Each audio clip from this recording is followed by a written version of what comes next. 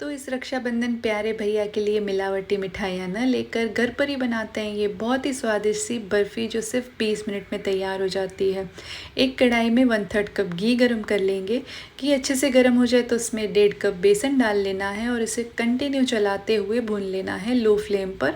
तो 7-8 मिनट इसे भून लिया था मैंने। अब इसमें देखिए इसका कलर जब चेंज हो जाए तो हम इसमें डाल देंगे आधा कप सूजी और सूजी को भी बेसन के साथ अच्छे से 4-5 मिनट के लिए भून लेना है। और जब इस तरह का दरदरा सा इनका टेक्सचर हो जाए तो इसमें कुटी हुई इलायची डाल देंगे। साथ ही 2 बड़े चम्मच इसमें अब घी डालना है। इसी के साथ यहाँ पे 1 कप हम डाल देंगे पिसी हुई चीनी। तो घी स्टार्टिंग में ज़्यादा ना डालकर इस तरह से आप डालेंगे ना तो ये काफ़ी अच्छे से सेट हो जाएगी इस माप से। सारे माप आपको अच्छे से फॉलो करने हैं तो पहली बार में ही बढ़िया सी बर्फ़ी बन जाएगी। 4-5 मिनट मुझे भूनते हुए हो गए हैं और अब देखिए इसने घी रिलीज़ करना स्टार्ट कर दिया है। थोड़ा सा ये ना लिक्विडी सा लूज़ सा होने लगा है।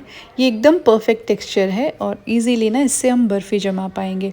तो जब इसका देखिए थोड़ा सा डार्क कलर हो जाए तो इसमें अपनी पसंद के ड्राई फ्रूट्स डालिए, वैसे ये ऑप्शनल है।